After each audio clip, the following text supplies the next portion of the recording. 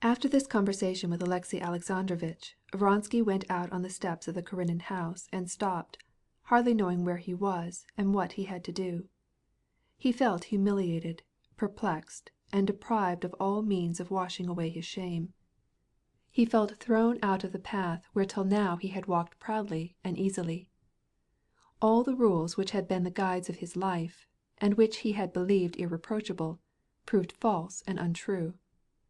The deceived husband, whom he had considered a melancholy character, an accidental obstacle, at times absurd, happily for him had suddenly been raised by her to a height inspiring respect. And this husband on this height appeared not ugly, not false, not ridiculous, but good, grand, and generous. Vronsky could not understand it. Their roles had suddenly been interchanged. He felt Karenin's grandeur and straightforwardness, and his own baseness and falsity. He felt that this husband was magnanimous in his grief, while he himself seemed little and miserable in his deception.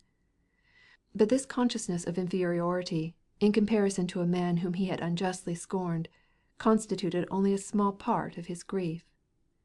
He felt profoundly unhappy from the fact that his passion for Anna, which of late had as it seemed to him grown cold, was more violent than ever now that he knew he was to lose her.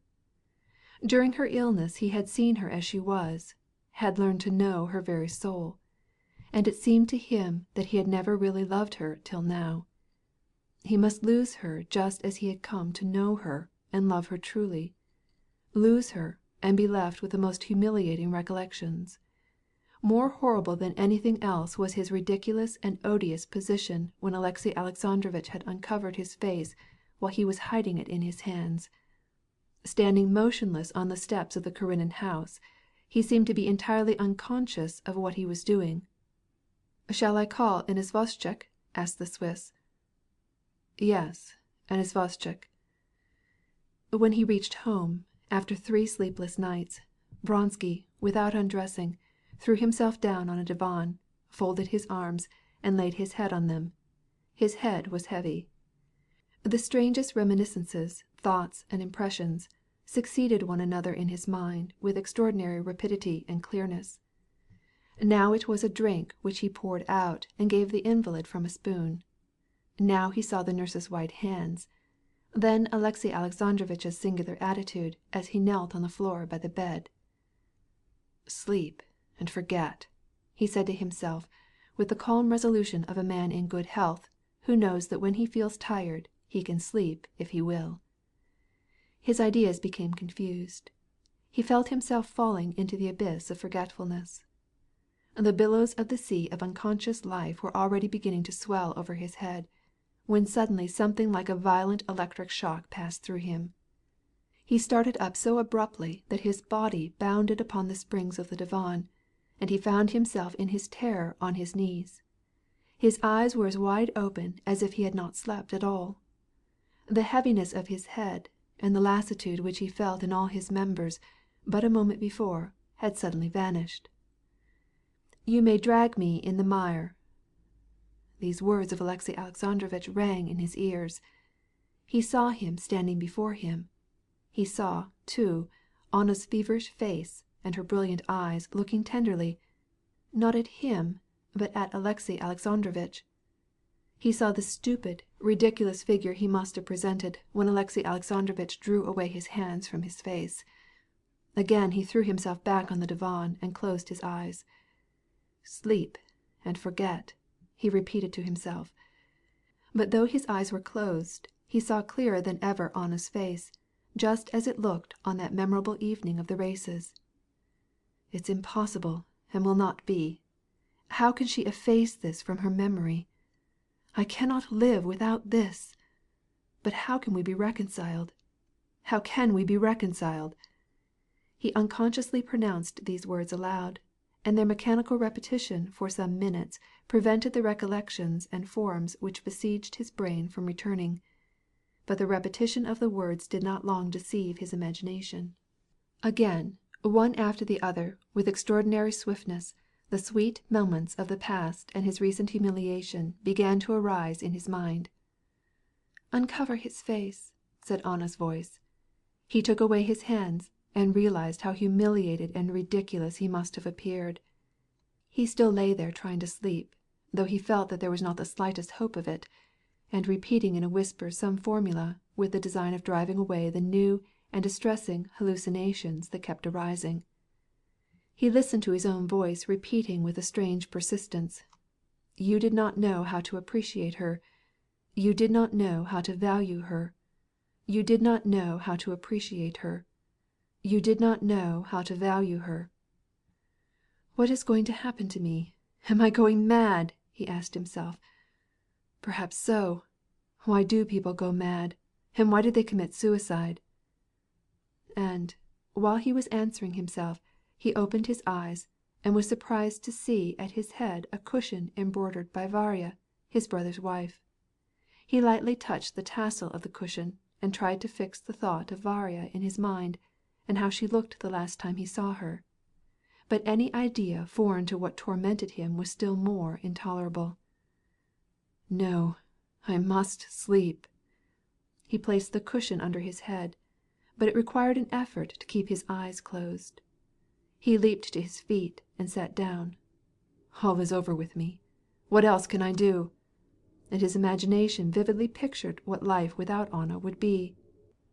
Ambition, Serpukhowskoy, the world, the court. No more these had power to stop him. All this once had some meaning, but now it had none. He rose from the divan, took off his coat, loosened his necktie, and bared his shaggy chest that he might breathe more freely, and began to stride up and down the room. "This makes people insane," he repeated. "This causes suicide. To avoid disgrace," he added slowly. He went to the door and closed it. Then, with a look of determination, and with his teeth set, he went to the table, took out his revolver, examined it, turned the loaded chamber round, and stopped to consider. He stood motionless for 2 minutes, with the revolver in his hand, his head bowed in the attitude of intense thought. "Of course," he said to himself, as if a logical sequence of clear and exact ideas led him to this unquestionable decision. But in reality this to him conclusive "of course" was only the consequence of a continued circle of recollections and impressions which he had gone over for the 10th time in the last hour. There were the same recollections of happiness lost forever, the conception of the meaninglessness of all that was now before him in life, the same consciousness of his shame. There was the same repetition of these impressions and thoughts. "Of course," he repeated, when for the 3rd time his mind directed itself to the same enchanted circle of thoughts and recollections, and holding the revolver to the left side of his breast, with an unflinching grip he pulled the trigger. He did not hear the sound of the report, but the violent blow that he received in the chest knocked him over. He tried to save himself by catching hold of the table. He dropped his revolver, staggered, and fell on the floor, looking about him with astonishment. He could not recognize his room, the twisted legs of the table, the waste paper basket, the tiger skin on the floor. All seemed strange to him. The quick steps of his servant running to the drawing room obliged him to get control of himself. He collected his thoughts with an effort, and seeing that he was on the floor, and that blood was on his hands and on the tiger skin, he realized what he had done. "What stupidity! I missed my aim," he muttered, feeling round for his pistol. It was quite near him, but he could not find it. As he continued to grope for it, he lost his balance and fell again, bathed in his own blood. His valet, an elegant person with side whiskers, who complained freely to his friends about his delicate nerves, was so frightened at the sight of his master lying on the floor that he let him lie bleeding and ran for help. In an hour, Varya, Vronsky's sister-in-law, arrived, and with the assistance of the 3 doctors whom she sent for in all directions, and who all came at once, she succeeded in putting the wounded man to bed, and established herself as his nurse. Alexey Alexandrovitch, when he prepared to see his wife again, had not foreseen the contingency of her repentance being genuine, and then of her recovery after she had obtained his pardon. This mistake appeared to him in all its seriousness 2 months after his return from Moscow.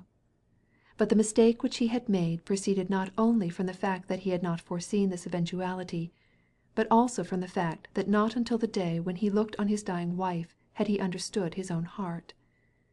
Beside the bed of his dying wife he had given way, for the first time in his life, to that feeling of sympathy for the griefs of others, against which he had always fought as one fights against a dangerous weakness. His pity for her, and remorse at having wished for her death, but above all the joy of forgiving, had made him suddenly feel, not only a complete alleviation of his sufferings, but also a spiritual calmness such as he had never before experienced. He suddenly felt that the very thing that had been a source of anguish was now the source of his spiritual joy. What had seemed insoluble when he was filled with hatred and anger became clear and simple now that he loved and forgave. He had pardoned his wife, and he pitied her because of her suffering and repentance. He had forgiven Vronsky, and he pitied him too, especially after he heard of his desperate act. He also pitied his son more than before, because he felt that he had neglected him. But what he felt for the new-born child was more than pity, it was almost tenderness. At first, solely from a feeling of pity, he looked after this little new-born girl, who was not his daughter, and who was so neglected during her mother's illness that she would have surely died if he had not taken her in charge, and before he was aware of it, he became attached to her. He would go several times a day into the nursery, and sit there so that the wet nurse and the bonne, though they were a little intimidated at first, gradually became accustomed to his presence. He stayed sometimes for half an hour, silently gazing at the saffron-red, wrinkled, downy face of the sleeping child, following her motions as she scowled and puckered her lips, watching her rub her eyes with the back of her little hands, curling up her round fingers. And at these moments especially, Alexey Alexandrovitch felt calm and at peace with himself, seeing nothing abnormal in his situation, nothing that he felt the need of changing. However, as time went on, he felt more and more that he would not be permitted to remain in this situation, however natural it seemed to him, and that nobody would allow it. He felt that, besides the holy and spiritual force that guided his soul, there was another force, brutal, equally if not more powerful, which directed his life, and that this power would not give him the peace that he desired. He felt that everyone was looking at him and questioning his attitude, not understanding it, and expecting him to do something. Especially he felt the unnaturalness and constraint of his relations with his wife. When the tenderness which she felt at the expectation of death had passed away, Alexey Alexandrovitch began to notice how Anna feared him, how she dreaded his presence, and did not dare to look him in the face. She seemed to be always pursued by a thought she dared not express, and as if she had a presentiment that their present relations could not last, she, too, expected some move from her husband. Toward the end of February, the little girl, who had been named Anna for her mother, was taken ill. In the morning Alexey Alexandrovitch had seen her in the nursery, and, after he had left orders about calling the doctor, he went to the ministry meeting. Having transacted his business, he returned at 4 o'clock. As he entered the anteroom, he noticed an Adonis of a lackey, in livery and bearskin cloak, holding a white rotonda, or mantle, lined with American fox. "Who is here?" he asked. "The Princess Yelizaveta Fyodorovna Tverskaya," replied the lackey, with a smile, as it seemed to Alexey Alexandrovitch. All through this painful period Alexey Alexandrovitch noticed that his society friends, especially the women, showed a very marked interest in him and in his wife. He noticed in them all that veiled look of amusement which he saw in the lawyer's eyes, and which he now saw in the lackey's. They all seemed delighted, as if they were going to a wedding. When people met him and inquired after his health, they did so with the same half-concealed hilarity.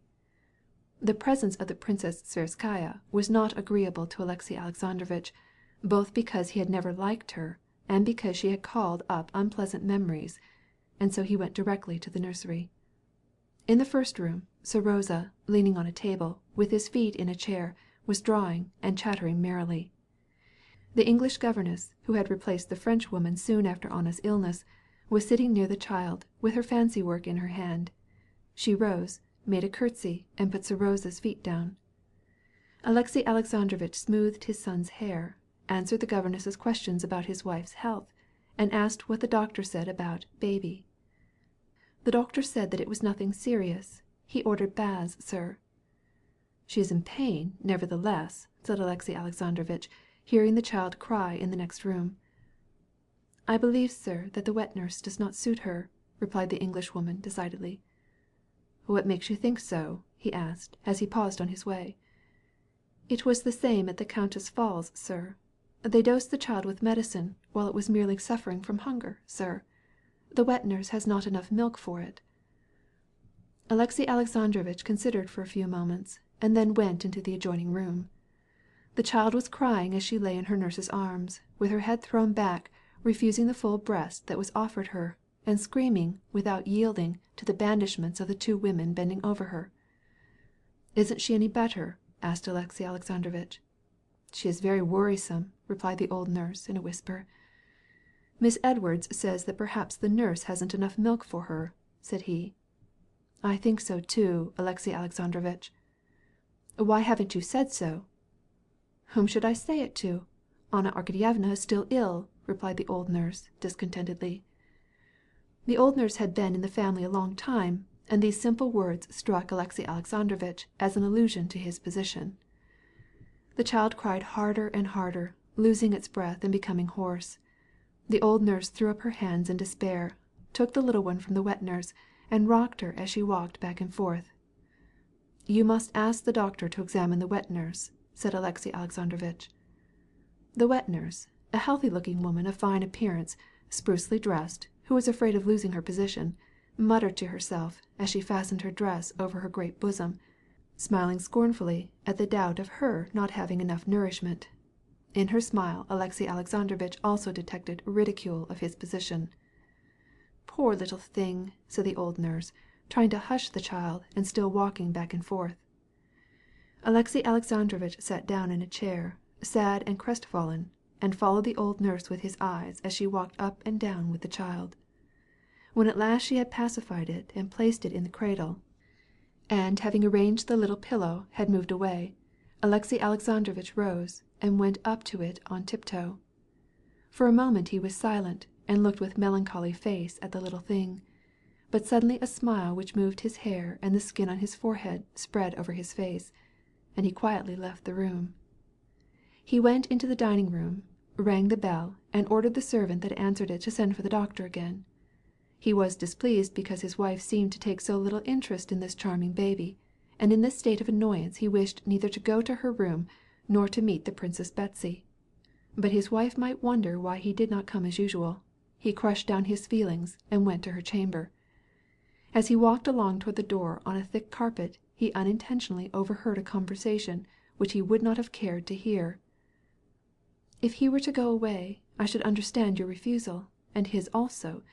But your husband ought to be above that, said Betsy. It is not for my husband's sake, but my own, that I don't wish it. Say nothing more about it, replied Anna's agitated voice.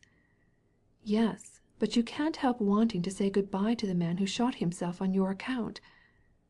That is the very reason I do not wish to see him again. Alexey Alexandrovitch, with an expression of fear and guilt, stopped, and started to go away without being heard. But, considering that this would lack dignity, he turned round again and, coughing, went toward the chamber. The voices were hushed, and he went into the room. Anna, in a grey calotte, with her dark hair cut short on her round head, was sitting in a reclining chair.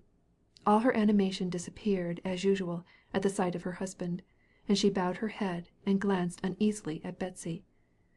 Betsy, dressed in the latest fashion, with a little hat perched on the top of her head, like a cap over a lamp, in a dove-coloured gown, trimmed with bright-coloured bands on the waist on one side, and on the skirt on the other, was sitting beside Anna.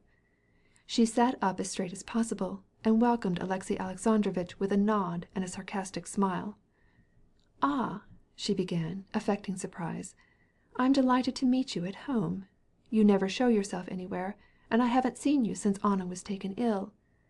I learned of your anxiety from others. Indeed, you are a wonderful husband," she said, with a significant and flattering look, as much as to say that she conferred on him the "order" of magnanimity on account of his behavior toward his wife. Alexey Alexandrovitch bowed coldly, and, kissing his wife's hand, inquired how she was. "Better, I think," she replied, avoiding his look. "However, your face has a feverish look," he said, emphasizing the word feverish. "We have talked too much," said Betsy. "It was selfish on my part, and I am going now." She rose, but Anna, suddenly flushing, seized her quickly by the arm. "No, stay, I beg of you. I must tell you. No, you." She addressed Alexey Alexandrovitch, while the color increased on her neck and brow. "I cannot, nor do I wish to, hide anything from you," she said. Alexey Alexandrovitch cracked his knuckles and bent his head. "Betsy has told me that Count Vronsky wishes to come to our house and say good-bye before he goes to Tashkend." She did not look at her husband, and she evidently was in haste to get through with it, however hard it might be. "I have said that I could not receive him." "You said, my dear, that it would depend on Alexey Alexandrovitch," corrected Betsy. "Yes. No, I cannot see him, and it would not do any—" She stopped suddenly and looked inquiringly at her husband's face. He was not looking at her. "In short, I do not wish—" Alexey Alexandrovitch approached and wanted to take her hand. Anna's first impulse was to withdraw her hand from her husband's clammy hand with its big swollen veins, but she evidently controlled herself and pressed it. "I am very grateful to you for your confidence, but—" he began, then stopped, awkward and annoyed, feeling that what he could easily and clearly decide when by himself he could not settle in the presence of the Princess Tverskaya, who was the incarnation of that brutal force which he had to take as the guide of his life in the eyes of the world, and obliged him to renounce his feelings of love and forgiveness. He stopped as he looked at the Princess Tverskaya. "Well, good-bye, my treasure," said Betsy, rising. She kissed Anna and went out. Karenin accompanied her. "Alexey Alexandrovitch, I know that you are an extraordinarily magnanimous man," said Betsy, stopping in the midst of the boudoir to press his hand again with unusual fervor. "I am a stranger, and I love her so much, and esteem you so highly, that I take the liberty of giving you a bit of advice. Let him come. Alexey Vronsky is the personification of honor, and he is going to Tashkend." "I thank you for your sympathy and your advice, Princess, but the question whether my wife can or cannot receive anybody is for her to decide." He spoke these words with dignity, raising his eyebrows as usual, but he felt at once that, whatever his words had been, dignity was inconsistent with the situation. The sarcastic and wicked smile with which Betsy greeted his remark proved it beyond a doubt. Alexey Alexandrovitch took leave of Betsy in the hall and returned to his wife. She was lying down, but, hearing her husband's steps, she sat up quickly in her former position, and looked at him in a frightened way. He saw that she had been crying. "I am very grateful to you for your confidence in me," said he, gently, repeating in Russian the remark that he had just made in French before Betsy. When he spoke to her in Russian and used the familiar second person singular, "tui," this "tui" irritated Anna in spite of herself. "I am very grateful for your decision, for I agree with you that, since Count Vronsky is going away, there is no necessity of his coming here. Besides—" "Yes, but as I have said that, why repeat it?" interrupted Anna, with an annoyance which she could not control. "No necessity," she thought, "for a man to say farewell to a woman he loves, for whom he has wished to commit suicide, and who cannot live without him." She pressed her lips together and fixed her flashing eyes on her husband's hands with their swollen veins, as he stood slowly rubbing them together. "We will not say anything more about that," she added more calmly. "I have given you perfect freedom to decide this question, and I am happy to see—" Alexey Alexandrovitch began again. That my desires are in conformity with yours," finished Anna, quickly, exasperated to hear him speak so slowly, when she knew beforehand what he was going to say.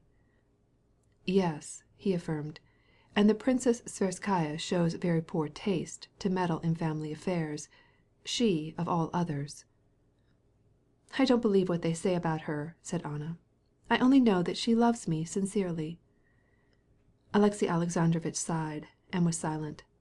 Anna played nervously with the tassels of her calotte, and looked at him now and then with that feeling of physical repulsion which she reproached herself for, without being able to overcome.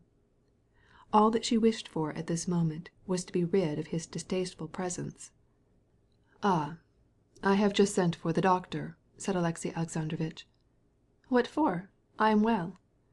"For the baby. The little one cries so much. They think that the nurse hasn't enough nourishment for her." "Why didn't you let me nurse her, when I urged it so? All the same," Alexey Alexandrovitch understood what she meant by "all the same." "She is a baby, and they will kill her." She rang and sent for the little one. "I wanted to nurse her, and you wouldn't let me. And now you blame me." "I do not blame you for anything." "Yes, you do blame me. Bozhe moi! Why didn't I die?" she began to sob. "Forgive me. I am nervous and unjust," she said, trying to control herself. "But go away." "No, this state of things cannot go on," said Alexey Alexandrovitch to himself as he left his wife's room. Never before had he been so convinced of the impossibility of prolonging such a situation before the world. Never had his wife's dislike of him, and the strength of that mysterious brutal force which had taken possession of his life, to rule it contrary to the needs of his soul, and to make him change his relations to his wife, appeared to him with such clearness. He saw clearly that the world and his wife exacted something from him which he could not fully understand. He felt that it aroused within him feelings of hatred, which disturbed his peace, and destroyed the worth of his victory over himself. Anna, in his opinion, ought to have nothing more to do with Vronsky. But if everybody considered this impossible, he was ready to tolerate their meeting, on condition that the children should not be disgraced, or his own life disturbed. Wretched as this was, it was, nevertheless, better than a rupture whereby she would be placed in a shameful and hopeless position, and he himself would be deprived of all that he loved. But he felt his powerlessness in this struggle, and knew beforehand that all were against him, and that he would be prevented from doing what seemed to him wise and good, and that he would be obliged to do what was bad, but necessary to be done. Betsy had not left the hall when Stepan Arkadyevitch appeared on the threshold. He had come from Eliasev's, where they had just received fresh oysters. "Ah, princess, you here? What a fortunate meeting! I have just been at your house." "The meeting is but for a moment. I am going," replied Betsy, smiling as she buttoned her gloves. "Wait just a moment, princess. Allow me to kiss your little hand before you put on your glove. Nothing pleases me so much, in returning to ancient ways, as the custom of kissing a lady's hand." He kissed Betsy's hand. "When shall we meet again?" "You don't deserve to see me," replied Betsy, laughing. "Oh, yes, I do, for I have become a very serious man. I regulate not only my own family affairs, but also other people's," said he with a significant expression in his face. "Ah, I am delighted to hear it," replied Betsy, instantly knowing that he referred to Anna. Going back into the hall, they stood in a corner. "He is killing her," she whispered with conviction. "It is impossible, impossible." "I am very glad that you think so," replied Stepan Arkadyevitch, shaking his head with sympathetic commiseration. "That is why I am in Petersburg." "The whole town are talking about it," said she. "This situation is intolerable. She is fading away before our very eyes. He doesn't understand that she is one of those women whose feelings cannot be treated lightly. One of two things. Either he ought to take her away, and act decidedly, or else be divorced. But this is killing her." "Yes, yes, exactly," said Oblonsky with a sigh. "I have come for that. That is to say, not entirely for that. I've just been made chamberlain, so I had to show my gratitude, but the main thing was to arrange this matter." "Well, may the Lord help you," said Betsy.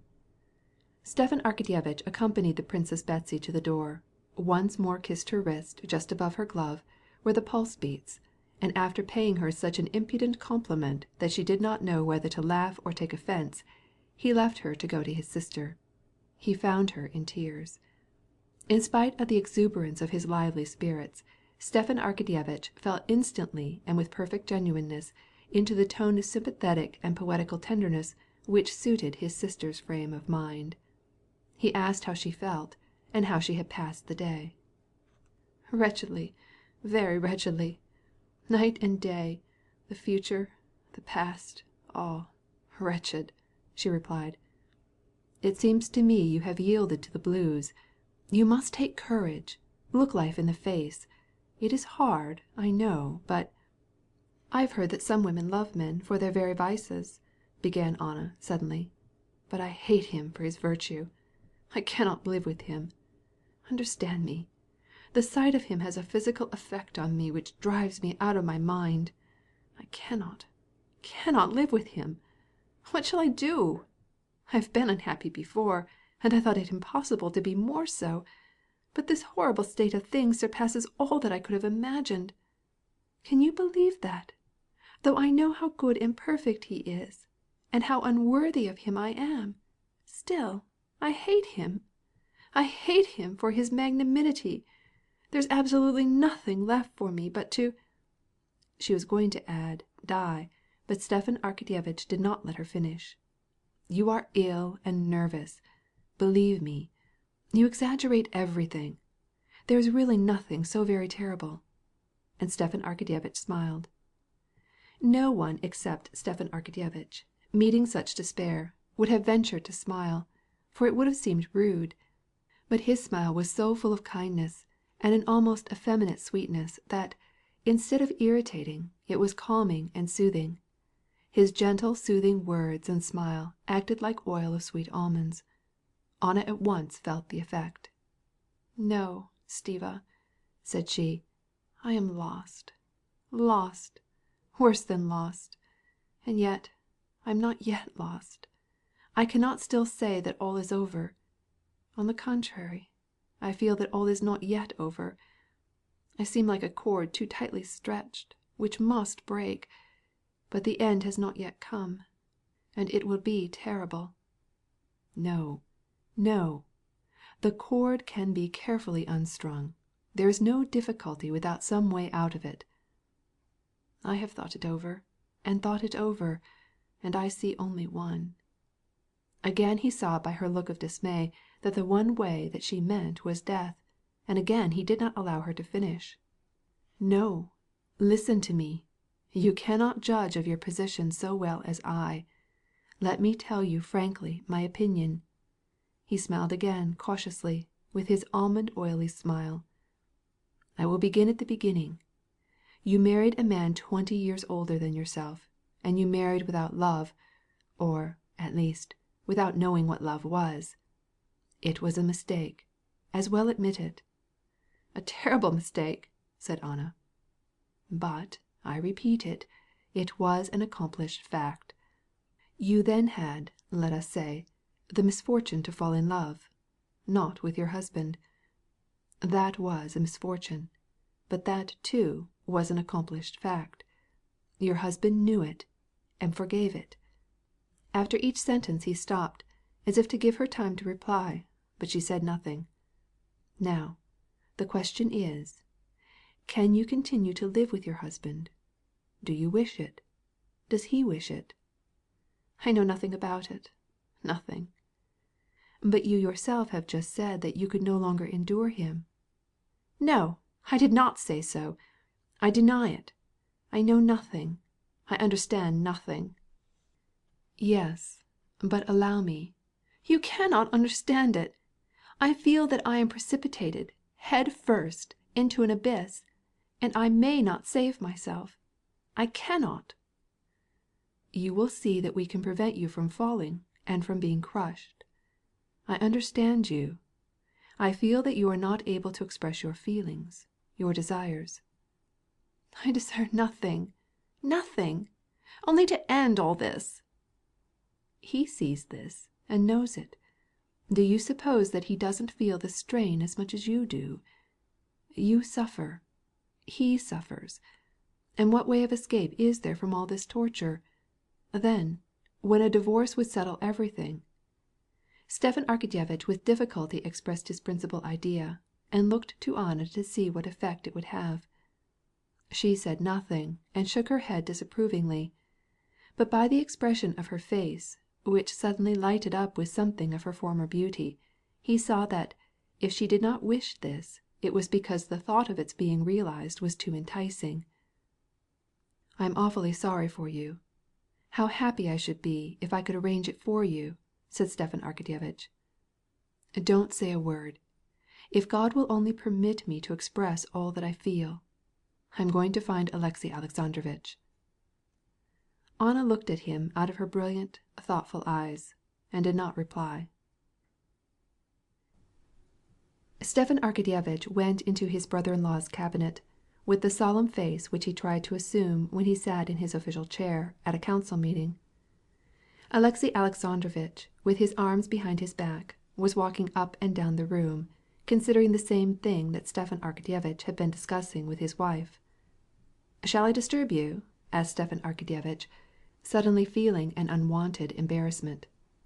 In order to conceal his embarrassment, he took a new cigar case out of his pocket, smelt of the leather, and took out a cigarette. "No. Do you wish to see me?" asked Alexey Alexandrovitch, reluctantly. "Yes. I would like... I must... Yes, I must have a talk with you," said Stepan Arkadyevitch, surprised at his confusion. This feeling was so strange and unexpected to him that he did not recognize in it the voice of conscience, warning him that what he hoped to do was evil. He recovered himself with an effort, and conquered the weakness which took possession of him. "I hope that you believe in my love for my sister, and my sincere sympathy and regard for you," said he, and his face grew red. Alexey Alexandrovitch listened and made no reply, but his face struck Stepan Arkadyevitch by its expression of humility and pain. I came on purpose, to speak with you about my sister, and the situation in which you and she are placed," said Stepan Arkadyevitch, still struggling with his unusual embarrassment. Alexey Alexandrovitch smiled sadly, looked at his brother-in-law, and, without replying, went to the table, took up a half-written letter, and handed it to him. "I can think of nothing else. This is what I began to write, thinking that I could express myself better in a letter, for my presence irritates her," said he, giving him the letter. Stepan Arkadyevitch took the paper, and looked with perplexity and surprise at his brother-in-law's dull eyes, which were fixed on him. Then he read: "I see that my presence is disagreeable to you. Painful as it is for me to recognize it, I know that it is so, and it cannot be otherwise. I do not blame you. God knows that, during your illness, I resolved to forget the past and to begin a new life. I am not sorry, I never shall be sorry, for what I did then. I desired only one thing, your salvation, the salvation of your soul, and now I see that I have not succeeded. Tell me yourself what will give you true peace and happiness, and I will submit to whatever you may deem just and right." Stepan Arkadyevitch gave the letter back to his brother-in-law, and with the same perplexity he simply stared at his brother-in-law, not knowing what to say. This silence was so uncomfortable to both that Stepan Arkadyevitch's lips trembled convulsively, while he did not take his eyes from Karenin's face. "That is what I wanted to say to her," said Alexey Alexandrovitch, turning away. Yes, yes," said Stepan Arkadyevitch, but he could not go on, the tears so choked his utterance. "Yes, yes, I understand you." "I should like to know what she wishes," said he at last. "I am afraid that she herself does not realize her own situation. She is not a judge of the matter," said Stepan Arkadyevitch, trying to recover himself. "She is crushed, literally crushed, by your magnanimity. If she should read your letter, she would be unable to say a word, and could only bow her head still lower." "Yes, but what is to be done in such a case? How can it be settled? How can I know what she wishes?" "If you will allow me to express my opinion, I think it is for you to state clearly what measure you believe necessary to put an end to this situation at once." "Consequently, you think it ought to be ended at once?" interrupted Alexey Alexandrovitch. "But how?" he added, passing the back of his hand over his eyes in an unusual way. "I see no possible way out of it." "There is a way out of every difficulty, however serious it may be," said Stepan Arkadyevitch, rising and growing more animated. "There was a time when you wished for divorce. If you are convinced now that you can never be happy together again—" "Happiness may be understood in different ways. Let us grant that I agree to everything, that I have no wishes in the matter. What escape is there from our situation?" "If you wish for my advice," said Stepan Arkadyevitch, with the same smooth, almond-oily, affectionate smile with which he had spoken to his sister, and this smile was so persuasive that Alexey Alexandrovitch, giving himself up to the weakness which overpowered him, was involuntarily inclined to believe what his brother-in-law said. "She will never say what her wishes are, but there is one thing possible, one thing she may hope for," continued Stepan Arkadyevitch, "and that is to break the bonds which are only the cause of cruel recollections. In my opinion, it is indispensable to put your relations on an entirely new footing, and that can only be done by both of you resuming your freedom." "Divorce!" interrupted Alexey Alexandrovitch with disgust. "Yes, I suppose that divorce—" "Yes, divorce," repeated Stepan Arkadyevitch, blushing. "Taking everything into consideration, that is the most sensible course when two married people find themselves in such a situation as yours. What is to be done when a husband and wife find that living together is impossible? This can always be brought about." Alexey Alexandrovitch drew a deep sigh, and covered his eyes. "There is only one consideration, whether one of the parties wishes to marry again. If not, it is very simple," continued Stepan Arkadyevitch, recovering more and more from his feeling of constraint. Alexey Alexandrovitch, with his face distorted by emotion, muttered something to himself, but made no reply. What seemed so simple to Oblonsky he had turned over 1,000 times in his mind, and, instead of finding it very easy, found it utterly impossible. Now that the conditions for divorce were known to him, it seemed to him impossible, because the sense of his personal dignity, as well as his respect for religion, prevented him from confessing to a fictitious accusation of adultery, and still less permitting his wife, whom he had once pardoned and still loved, to be disgraced and put to shame. Divorce seemed impossible from still other and even more important reasons. What would become of their son? To leave him with his mother was impossible. The divorced mother would have her own illegitimate family, in which the child's position and training would be wretched. Should he keep the child for himself? But he knew that would be an act of vengeance, and vengeance he did not want. But, above all, what made divorce impossible in his eyes was the thought that, in consenting to it, he himself would contribute to Anna's destruction. The words spoken by Darya Alexandrovna when he was in Moscow remained graven in his heart, that in getting a divorce he was thinking only of himself and forgetting that it would be her irretrievable ruin. These words, now that he had forgiven her and had become attached to the children, had a very significant meaning to him. To consent to a divorce, to give Anna her liberty, was to cut away the last tie that bound himself to life, to her children whom he loved, and was to take away her last help in the way of salvation, and to push her over the precipice. If she became a divorced woman, he knew very well that she would be united to Vronsky, and such a bond would be criminal and illegal, because a woman, according to the laws of the Church, cannot enter into a second marriage during the lifetime of her husband. And who knows but, after a year or two, either he might abandon her, or she might form a new liaison, thought Alexey Alexandrovitch. And I, having allowed an illegal divorce, should be responsible for her fall. He had gone over all this 100 times, and was convinced that divorce was not by any means so simple as his brother-in-law would make it out, that it was wholly impossible. He did not admit a word of what Stepan Arkadyevitch said. He had 1,000 arguments to refute such reasoning, and, notwithstanding this, he listened, feeling that his words were the manifestation of that irresistible force which ruled his life, and to which he would finally submit. The only question is, how, on what conditions, you will consent to a divorce, for she will never dare to ask anything of you, and will give herself up entirely to your magnanimity. My God, why has this come upon me? Thought Alexey Alexandrovitch, and as he remembered the condition of divorce in which the husband assumed the blame, from shame he buried his face in his hands, as Vronsky had done. You are distressed. I understand it. But if you will consider, whosoever smiteth thee on the right cheek, turn to him the other also. And if any man would take away thy coat, let him have thy cloak also, thought Alexey Alexandrovitch.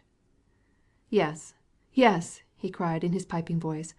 I will take all the shame upon myself. I will even give up my son. But will it not be better to leave all that? However, do as you please. And turning away from his brother-in-law, that he might not see his face, he sat down near the window. He was grieved. He was ashamed. But with this grief and shame he felt a sense of happiness and emotion in the consciousness of his own humility. Stepan Arkadyevitch was touched. Alexey Alexandrovitch, be assured that she will appreciate your generosity, said he, after a pause. It is, without doubt, the will of God, he added, but he felt, as soon as the words were out of his mouth, what a foolish remark it was, and he could hardly restrain a smile at his own foolishness. Alexey Alexandrovitch would have replied, but tears prevented him. The trial comes by fate, and it must be accepted. I accept it as an accomplished fact, and I will try to help you and her, said Stepan Arkadyevitch.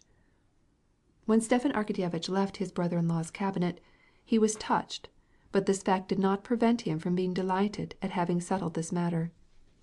For he was certain that Alexey Alexandrovitch would not go back on his word. His satisfaction suggested a conundrum which he could ask his wife and intimate friends. What is the difference between me and a field marshal? The field marshal makes divorces, and nobody is the better for it, while I make divorces, and 3 people are better off. Or, rather, what resemblance is there between me and a field marshal? But by and by I'll improve on it, he said to himself with a smile. Vronsky's wound was dangerous, although it did not reach the heart.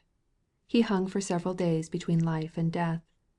When for the first time he was in a condition to talk, only Varya, his brother's wife, was in his room. Varya, he said, looking at her gravely, I shot myself accidentally. Now please never speak to me about this, but tell everyone so. Otherwise it will seem too stupid.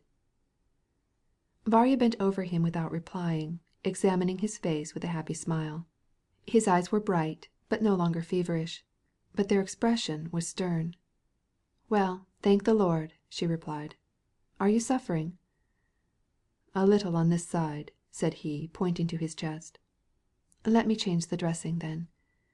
Squinting, he silently watched her change it, and when she had finished, he said, I am not delirious now.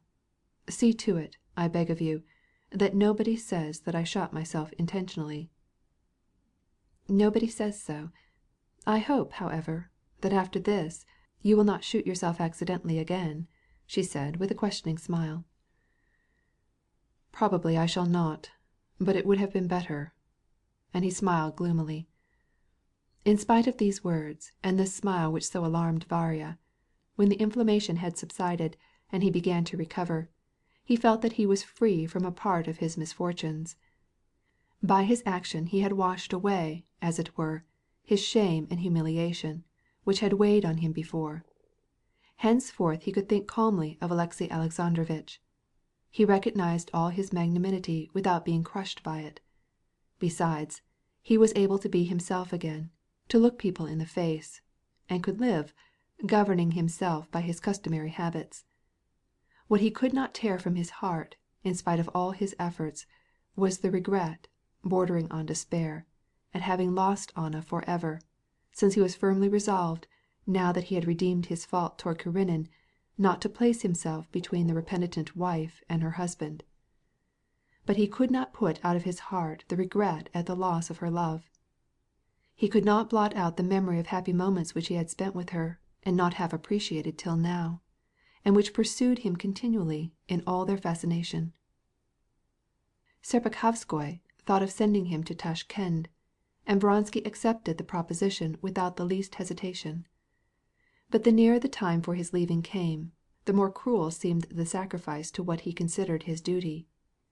His wound was healed, and he had already gone out and was engaged in making preparations for his journey to Tashkend. To see her once more, and then bury myself and die, he thought, and while paying his farewell visit to Betsy, he expressed his wish to her. The latter sent at once an ambassador to Anna, but brought back her refusal. So much the better, thought Vronsky on receiving her reply. This is a weakness which would have cost me my last strength. The next morning Betsy herself went to Vronsky, announcing that she had, through Oblonsky, positive information that Alexey Alexandrovitch consented to a divorce, and that consequently Vronsky might see Anna. Without finding out when he could see her or where her husband would be, Vronsky immediately went to the Karenins. He flew up the steps, not seeing anything or anyone, and with hasty steps, almost running, entered Anna's room, and, without even noticing whether there might not be someone else in the room, he took her in his arms and began covering her hands, her face, her neck with kisses. Anna was prepared to see him again, and had made up her mind what to say to him, but she had no time to speak. Vronsky's passion overpowered her. She wanted to calm him, to calm herself, but it was already too late. Her lips trembled so that for a long time she was unable to speak a word. "Yes, you have conquered me.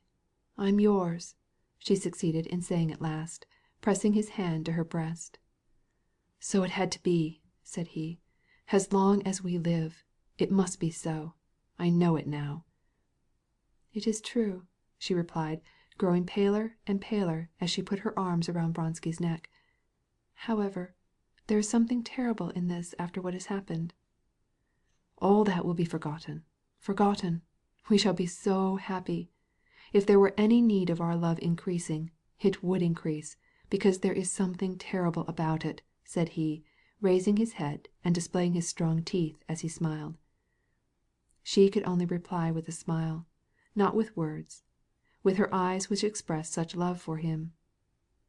"I do not know you with your short hair. You are lovely so, just like a little boy. But how pale you are!" "Yes, I am still very weak," she replied, smiling, and her lips began to tremble again. "We will go to Italy. You will grow strong there," said he. "Is it possible that we could live like husband and wife, alone, by ourselves?" said she, looking him in the eye. "I am only surprised at one thing, that it has not always been so." "Stiva says that he will consent to everything, but I will not accept his generosity," said she, looking thoughtfully above Vronsky's head. "I do not wish for a divorce. It is all the same to me now. I only wonder what he will decide with regard to Zarosa." Vronsky could not understand how, in these first moments of their reunion, she could think of her son and of divorce. How could it be all the same to her? "Don't speak of that.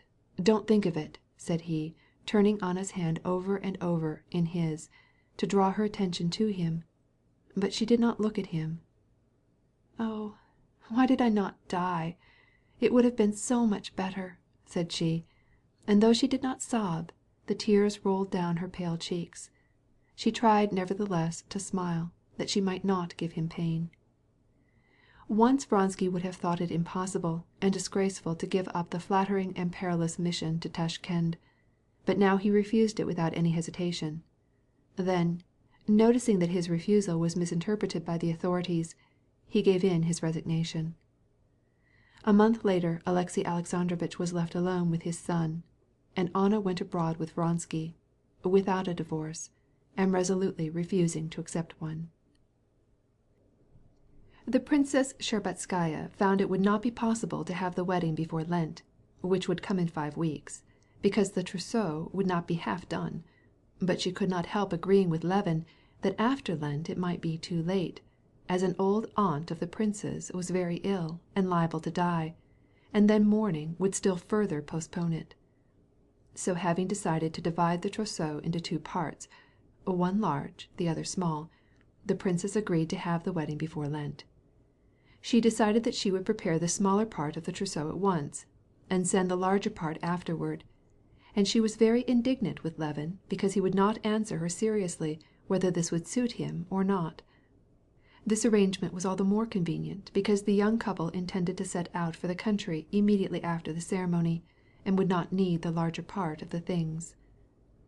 Levin continued in the same condition of lunacy, in which it seemed to him that he and his happiness constituted the chief and only aim of creation, and that it was wholly unnecessary for him to think or to bother himself about anything, but that his friends would arrange everything for him. He did not even make any plans or arrangements for his coming life, but left others to decide for him, knowing all would be admirable. His brother, Sergey Ivanovitch, Stepan Arkadyevitch, and the princess ruled him absolutely. He was satisfied to accept whatever they proposed. His brother borrowed the money that he needed. The princess advised him to leave Moscow after the wedding. Stepan Arkadyevitch advised him to go abroad. He consented to everything. "Make whatever plans you please," he thought. "I am happy, and whatever you may decide on, my joy will be neither greater nor less." But when he told Kitty of Stepan Arkadyevitch's suggestion about going abroad, he was surprised to see that she did not approve of it, and that she had her own very decided plans for the future. She knew that Levin's heart was at home in his work, and although she neither understood his affairs nor tried to understand them, still they seemed to her very important. As their home would be in the country, she did not wish to go abroad where they were not going to live, but insisted on settling down in the country where their home was to be. This very firm determination surprised Levin, but as it seemed to him all right, he begged Stepan Arkadyevitch, who had excellent taste, to go to Pokrovsky and take charge of the improvements in his house. It seemed to him that belonged to his friend's province. "By the way," said Stepan Arkadyevitch one day, after his return from the country, where he had arranged everything for the young couple's reception, "have you your certificate of confession?" "No. Why?" "You can't be married without it." "Ai, ai, ai!" cried Levin. "But it is 9 years since I have been to confession. I hadn't even thought of it." "That is good," said Stepan Arkadyevitch, laughing. "And you call me a nihilist. But that can't be allowed to go on. You must prepare for the sacrament." "When? There are only 4 days more." Stepan Arkadyevitch arranged this matter also, and Levin prepared for his devotions. For Levin, as for any man who is an unbeliever, yet respects the faith of others, it was very hard to attend and participate in all religious ceremonies. Now in his tender and sentimental frame of mind, the necessity of dissimulating was not only odious to him, it was well nigh impossible. Now he would be obliged either to lie or to mock at sacred things, at a time when his heart was bursting, when he felt at the height of bliss. He felt that he could do neither. But in spite of all his efforts to persuade Stepan Arkadyevitch that there must be some other way of obtaining a certificate without being forced to confess, Stepan Arkadyevitch declared that it was impossible. "Yes, but what harm will it do you? Only 2 days. And the priest is a capital, bright little old man. He will pull this tooth for you without your knowing it." During the first mass that he attended, Levin did his best to recall the strong religious impressions of his youth, when he was between 16 and 17 years old. But he found that this was perfectly impossible. He then tried to look on religious forms as an ancient custom, without any real meaning, something like the habit of making calls. This also he felt that he could never do. Like most of his contemporaries, Levin was completely undecided in regard to his religious views. He could not believe, at the same time he was not firmly convinced that all these things were unreasonable, and therefore not being in a condition to believe in the efficacy of what he was doing, or to look on it with utter indifference as only an empty formality, he experienced a sense of pain and annoyance during the time allotted to his devotions. His conscience cried out that to do what he himself did not understand was false and wicked. During the time of the service, he listened to the prayers, striving to attribute to them some significance which should not be in too open contradiction with his convictions. But finding that he could not understand them, he was compelled to criticize them. He tried not to listen, but occupied himself with his thoughts, with the observations and recollections that arose in his mind with extraordinary vividness during the solemn night office in the church. He stayed through Mass, Vespers, and evening prayers, and on the next morning he rose earlier than usual, and came at 8 o'clock, without having eaten anything, to morning prayers and confession. There was no one in the church, except a mendicant soldier, 2 old women, and the officiating priests. A young deacon with a long, thin back clearly defined in 2 halves beneath his short cassock came to meet him, and going to a little table near the wall, began to read prayers. Levin, hearing him repeat in a hurried, monotonous tone, clipping his words, the words, "Lord have mercy upon us," felt that his thought was locked up and sealed, and that to touch it and stir it now was out of the question, since, if he did, confusion would ensue. Therefore he stood behind the deacon, not listening and not trying to fathom what he said, but thinking his own thoughts. "What a wonderful amount of expression there is about her hands," he thought, recalling the evening before, which he had spent with Kitty at the table in one corner of the drawing-room. There had not been much to talk about, as was usually the case at this time. She had rested her hand on the table, opening and shutting it, and laughing as she made this motion. He remembered how he had kissed this hand, and then examined the lines that crossed the pink palm. "Have mercy on us again," thought Levin, making the sign of the cross, and bowing while he noticed the deacon's supple movements as he prostrated himself in front of him. Then she took my hand, and in turn examined it. "You have a famous hand," she said to me.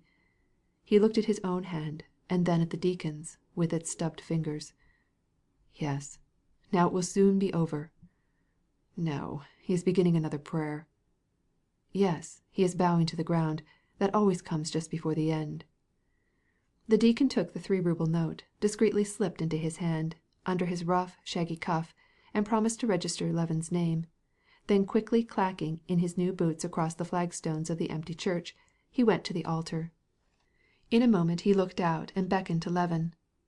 The thought till that moment locked up in Levin's brain began to stir, but he made haste to bring it to order.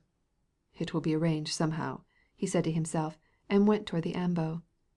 He mounted several steps, turned to the right, and saw the priest, a little old man, whose thin beard was almost white, with kindly but rather weary eyes, standing near the reading desk, turning over the leaves of a missal. After a slight bow to Levin, he began to read the prayers. Having finished them, he kneeled and faced Levin. "Christ is here, invisible though, to hear your confession," he said, pointing to the crucifix. "Do you believe all that the Holy Apostolic Church teaches us?" he continued, turning his eyes from Levin's face and crossing his hand under his stole. "I have doubted. I still doubt everything," said Levin, in a voice which sounded disagreeable to his own ears, and he was silent. The priest waited a few moments to see if he would say anything more, then closed his eyes, and speaking rapidly, with a Vladimirsky accent, he said, "To doubt is characteristic of human weakness. We must pray the Lord Almighty to strengthen you. What are your principal sins?" The priest spoke without the least interruption, and as if he were afraid of losing time. "My principal sin is doubt. I doubt everything, and I am generally doubting." "To doubt is a characteristic of human weakness," said the priest, using the same words. "What do you doubt principally?" "Everything. I sometimes doubt even the existence of God," said Levin, in spite of himself, horrified at the impropriety of what he was saying, but his words seemed to make no impression on the priest. How can you doubt the existence of God?" he asked, with an almost imperceptible smile. Levin was silent. "What doubts can you have about the Creator when you contemplate his works?" pursued the priest in his quick habitual utterance. "Who ornamented the celestial vault with its stars? Who decked the earth with all its beauty? How can these things exist without a Creator?" And he cast a questioning glance at Levin. Levin felt that it would be out of place to enter into a philosophical discussion with the priest, and, therefore, in his reply said only what referred directly to the question. "I do not know." "You do not know? Then how can you doubt that God has created everything?" asked the priest with a light-hearted perplexity. "I cannot understand it," replied Levin, blushing, and feeling that his words were stupid, and that in such a position they could not be other than stupid. "Pray to God, have recourse to him. The fathers of the church themselves doubted, and asked God to strengthen their faith. The devil has mighty power, and we should resist him. Pray to God, pray to God," repeated the priest rapidly. Then he kept silent for a moment, as if he were buried in thought. "They tell me that you intend to marry the daughter of my parishioner and spiritual son, the Prince Shtcherbatsky," he added with a smile. "She is a beautiful girl." "Yes," replied Levin, blushing for the priest. "Why does he need to ask such questions at confession?" he said to himself. And, as if replying to his thought, the priest continued. "You are preparing for marriage, and perhaps God may grant you offspring. Isn't that so? Now, what education will you give to your little children if you do not conquer the temptations of the devil who causes you to doubt?" he asked with a gentle reproach.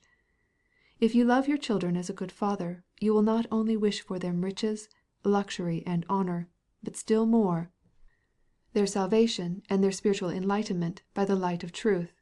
Is this not so?